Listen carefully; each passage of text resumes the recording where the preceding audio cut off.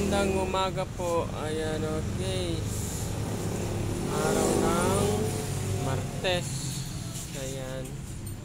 Araw ng Martes. Okay, meron tayong yung ibababa na naman ngayon si TMX. TMX 155. Ayan. Okay. Unang-una, tingnan natin yung tapat natin. Ayan.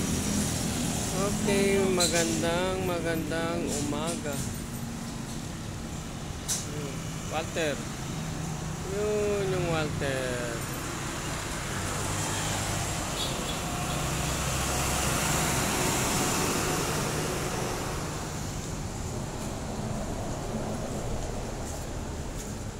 So, ito gagawin natin. Unang-una, sira ang kick ni TMX.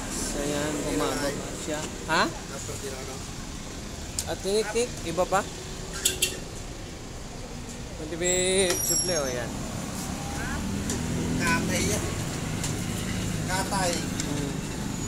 Alam natin kapag may tama siya. Kapag tinadyakan natin. Katay yan. Oh.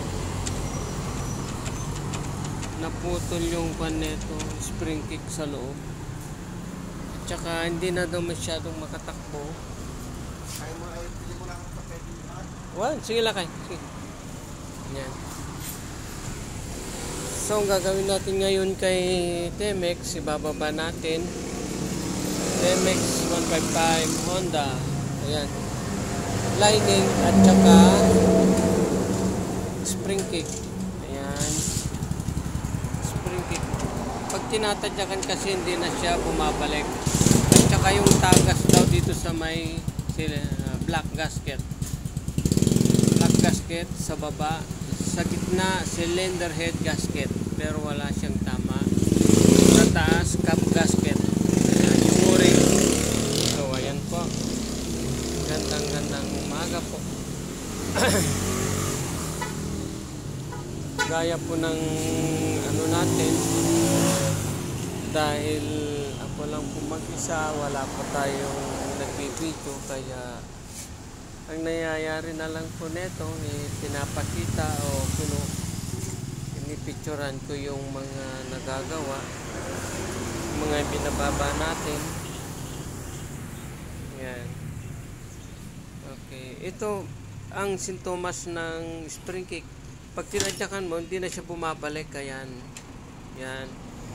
Ayan ang sintomas ng spring kick. Okay. Okay, ayan. So, umpisan na natin itong si ano. Dahil mamaya marami na naman pila dito. So, baka hindi na naman natin maano kaagad si TMX. Okay, salamat po sa mga patuloy na nanonood sa ating mga video. Okay, ayan. Sana po may mapulot kayo sa mga nabibidyoan natin o doon sa mga na gagawa natin. Doon sa mga baguhan lang po ito. Kaya na po natin yung mga magagaling dyan.